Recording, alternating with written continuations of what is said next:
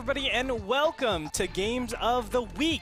This is where we break down some of the cooler games from the North American Star League Season number 4. This week is week number 3, and we have a really cool set of games for you. The theme for this week is mind games. Now, what are mind games? It's when you do an action and it forces a response, but on top of that response is a psychological sort of attack, I want to say. It's when you want to break your opponent's mind down. It's a little bit different and something very complex that I think makes StarCraft such a beautiful game. Now, it's important to note that mind games are not the most efficient thing. There are more efficient builds or more efficient actions that you can do, but we're trying to break the person from the inside rather than through units and sheer macro. So let's go ahead and step into our first game between Finale and QXC. Both these two players met up on Whirlwind. We're going to step in around 8 minutes. We can see Protoss is in the bottom left-hand position. It's Finale, of course. 3 gateways and a single robotics facility. This is very standard at the 8-minute mark. You can see he has his own army as well. QXC is out on the map with a couple of Marines, but that's not too big of a deal. You can see that he has his expansion. He has his bases set up. His production is looking great, and the starport is on the way. We're going to kick it over to Ben and Kevin for the live broadcast and check out what they have to say about this position. Yeah, and QXC still just sort of maneuvering around the map with this little Marine hit squad, about 12 Marines marching around. There is an observer nearby. Where'd the observer go? I'm tracing it in the main base. Oh, it's in the main base. It's on the move. I don't think QXC's spotted it just yet, but you've got to think that he'll be keeping his eyes peeled for it. Denying that vision is one of the most important facets to high-level Terran play these days. It was obviously he was going to scan, as you could already see him positioning those Marines. So good pickup there by QXC, certainly considering the fact that was the only observer on the map. Apparently Finale remade it. Finale's going to try to be a little bit aggressive right now, which would be a terrible idea. And I think he knows that as well, as he has double Forge, Twilight Console and Robotics Bay going up. Ben, the only way you could play any more greedy than this is warp in an additional Nexus, but that is literally the only way you could be more greedy than this. Yeah, he's doing it all right now off of these 2 bases, and really did not make any sort of commitment with that aggression. Scratched the paint on that bunker a little bit and then just walked away.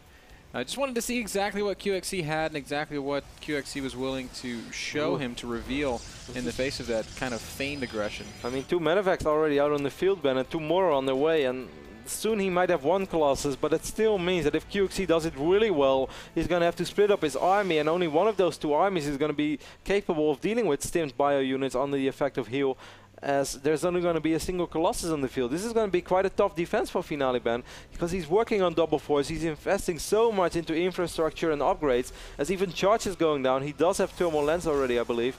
No, he doesn't. Okay, let's freeze it right here and take a look at some of the mind games that are going on. QXC is actually exercising some really cool tactics. Let's check it out right now. So we have QXC having this army over here now. It's important to note that Finale sees this, but more importantly, look at over here. He also sees, oh my gosh, I'm being dropped, but we know there are no units in that.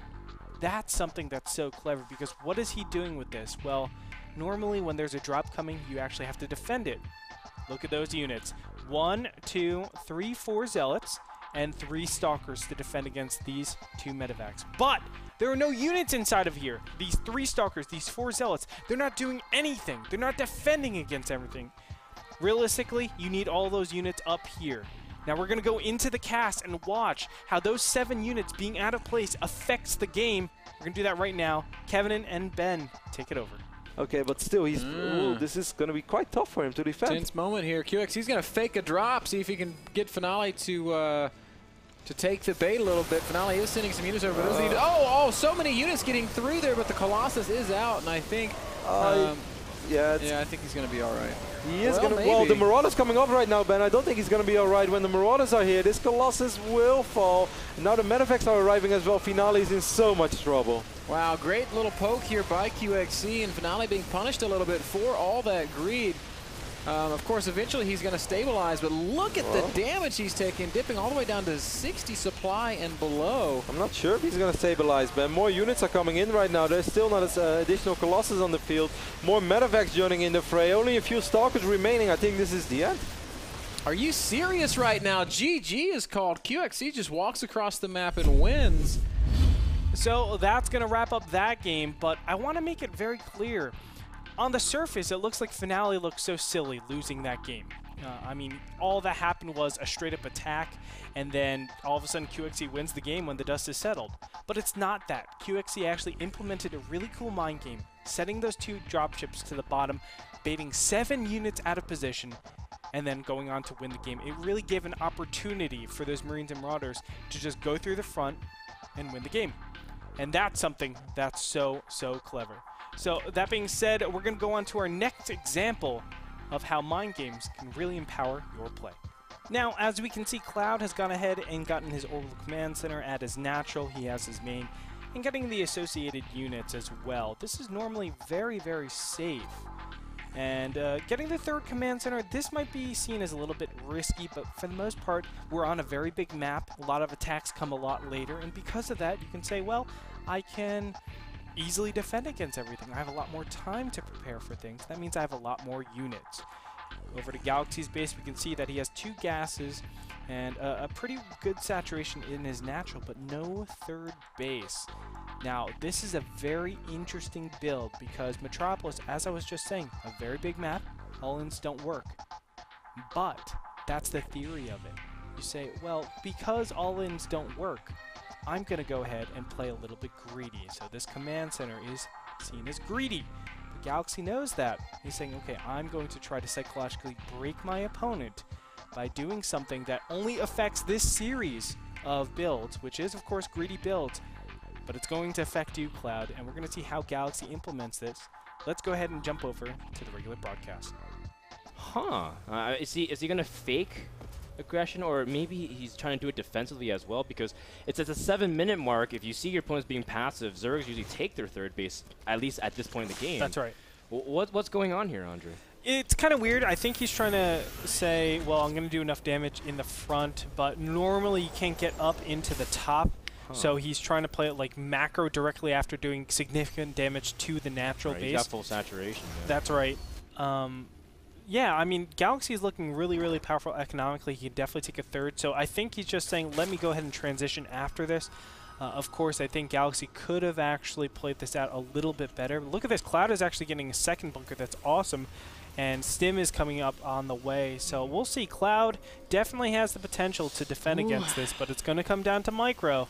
This is just like a reminiscent old school, like a 2-base Baneling attack without a lair. In fact, Galaxy is just making a horde of Zerglings, and let's see how many Banelings he's got over 16 Banelings that's going to be finishing at this point. Cloud got 2 bunkers and 3 barracks, about to finish up another additional reactor. Cloud also has his Marines out of position. He's attacking the backdoor destructible debris. He's not going to be in position. Andre! And he doesn't move the Marines out of the first one, and here we go. Looks like the Banelings will actually crash up on the... Whoa! Massive detonation. Cloud losing a huge chunk of supply. And there it is, GG. Ay, caramba. All right, so a different mind game that we had this game. Last time we had a tactical mind game where you brought dropships around, faked it out that you were attacking in the main base, and then you actually attacked in the front. This time we had a strategic mind game where you think I'm going for economy, and then I come around and do the exact opposite. I go for a big all-in aggression on a map where really it doesn't make sense to go for all-in, but that's where the mind games come into play. Game 3, it's going to be featuring another tactical mind game. We're going to step into Muspelheim with Bishu and Huangxin. Let's take a look right now for our match number 3.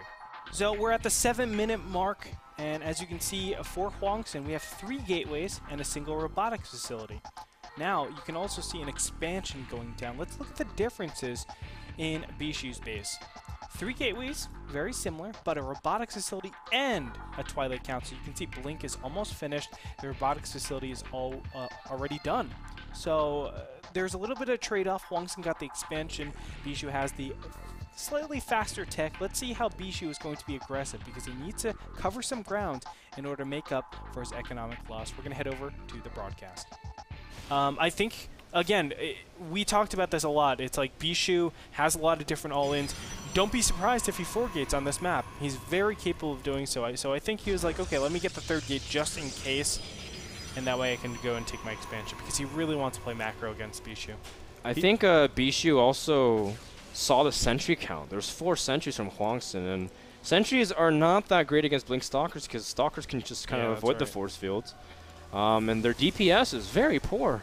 So I feel that Bishu has a very good opportunity to crush his opponent, especially considering that this Nexus can be used as a sort of bait. You know, you can try to pressure Huangson, you know, move him, force him down the ramp, use the Observer and Blink to be able to capitalize on his positioning. And Bishu lets the Nexus finish. Very key play, because now this is 400 minerals that basically give him no return whatsoever. That's right. And you know what? In normal circumstances, he should have 2 Immortals, but only having 1 pop out here, that's a big problem, because all of a sudden Bishu can actually blink on top of this armor. Oh, he goes out into the main, segregates the Immortal basically from all the rest of the units, and killing that 1 Immortal actually wins Bishu the game. Oh my gosh, Huangson. Wow, great blink micro from Bishu. Just have to be very patient, not really losing anything more than shields, just have to really get off the high ground. Oh, a nice little force field, but the Immortal is not even out yet to really punish those Stalkers, so they even get out. It's still a ton of damage being done here, and yes, I mean, it looks like Huangson might be able to stabilize right now, but I feel like there's enough of an advantage where Bishu just has so many different options. You can see a lot of range units don't really exist in here. If Huangson can actually stabilize with his Immortal count, he will be able to fend this off pretty nicely, but you know, it's a big if. All right, let's freeze it again right here. Let's take a closer look at the mind games that are being implemented in this game. So right away from the broadcast, we've just seen Bishu doing a lot of damage up here, okay? And you're kind of suspecting more Stalkers to come and more Blinks to happen on top, just so that he can do a little bit more damage. But this is what's going to be so much more powerful that Huangson doesn't know. So you can see these units, they're the ones defending against these Stalkers, right? But look over here. These 2 sentries. These are the money sentries. Now, these could have been Stalkers, potentially. You can see how much money Bishu has, but he's not looking to do damage with Stalkers. He's looking to trap his opponent. So in the next coming second, watch what he does. He's already shown, hey, I'm going to blink up here. Come and defend it. Well, he's going to throw in a little mind game, a little wrench into the wheel. Let's take a look in the regular broadcast. Yeah, I love how careful Bishu is being with his Observer as well. He's really trying to make sure he doesn't get spotted by another Observer in case Huangson picks it off and the blink aggression is thwarted. And he's putting it in a very nice spot while able to scout if he's going to protect his ramp or not. He blinks up, and now he's going to go for a very aggressive blink. Keep in mind, he can also blink out the other way. Oh, but he force fields and blocks his opponent out from being able to protect the ramp. He also has another force field. Now Bishu has alone time with the Nexus. That is a very good move. Oh, and Huangson discovers the Observer, but Bishu's been on top of it. Very good control from Bishu. Yeah, just this slight alteration of builds is the big difference, I think. Huangson just falling apart because he doesn't have his Robo out in time. And I really feel like if you go 3-gate expand robotics study against a 4-gate blinker, it's almost, I wouldn't say impossible, but it's really challenging to actually stop something like that. And as we see right, oh wow, he could have lost that Immortal very easily to a force field. Yeah, good thing Huangson was able to bring out. Look at this 1 sentry kind of tucked away right behind the mineral line of Huangson. If you see, he's like, they will never find me. They can't see me if I don't see them. And Bishu is just expanding and getting his own Immortals out as well to be safe. And Bishu just has to make sure he expands earlier, saturates a little bit quicker, gets a small probe advantage because Huangson was able to squeeze out more probes, and just back off. That's exactly what Bishu's doing. He's playing very brilliantly, and he's not overextending. I like it a lot. I do too. And really, he thinks Huangson is kind of relegated to a 1-base all-in. Like, what can Huangson really do? If he goes for an expansion, he dies to a macro game. But really going all in off of this doesn't make sense either. It's like the lesser of the 2 evils. Which one are you going to choose, Huangson? It looks like he is going for the all-in, but all Bishu has to do is just sit back, know that, hey, you don't have a Colossus out? Yeah. Cool. He knows, I'll work on some sentries. I'll get Immortals out. This is going to be a really easy defense. And Huangson, It's just really tough for Frodan. I don't know how he's going to do it. He knows his opponents also went for blink. That's why he backed off, because his opponent could just blink forward, take advantage of his units out of position. And that's why he's been cranking Immortals out. 3 Immortals already. That's the critical number, because it pretty much one-shot Stalkers. And if you just get one additional shot with your units, then they're just insta-gib. So Hwangsen, this is going to be a really tough position, especially since he doesn't have force fields really to assist him. And force fields do matter in terms of protecting your Immortals in this position. Let's see what happens. But Bijou just has so much army. Yep. That's right, and look at how many Zealot he has. That's a lot of tanking damage. Wow. And on top of that, you have the sentries as well. We're going to have some sentry segments right here. That one Immortal. And once that happens, I mean, how can he really continue on? There's just so many Immortals more for Bijou. And look, he's microwaving it really well. The Immortals are so safe, forcing the Stalkers to kind of clump up if they ever want to engage in forcing one-on-one action. Bijou absolutely rolling over goes to Hwangsen. Immortal also running to get the last shot, and he does, but at what cost? Hwangsen loses almost everything. Only 3 Stalkers live to tell the tale. 38 to 77 supply, with 31 of those supply being probes. Oh. And he expands. Wow, Hwangsen. At this point, Hwangsen has very little option. There it is, GG. He knows it. I mean, that GG timing. He sees his opponent's army. He sees the saturation. Bijou. And boom, that's the best way to actually end out the games of the week. You know, we had 3 very different games, but you can see the implementations of these mind games. Sometimes it's not so flashy. Sometimes it is.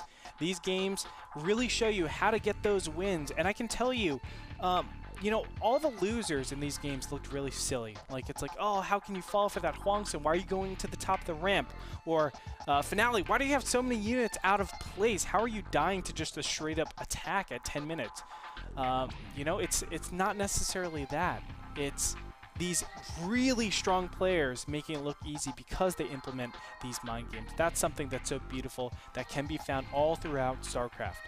And you can definitely see a lot more of these if you go and watch not only these VODs, but the VODs for everything else. You can check out www.nasl.tv for more information on that. You can see all the videos that have happened if you're a subscriber, and you can watch our live broadcast 6 p.m. PST. But until next time, that's going to do it for this week's edition of Games of the Week. We'll catch you later.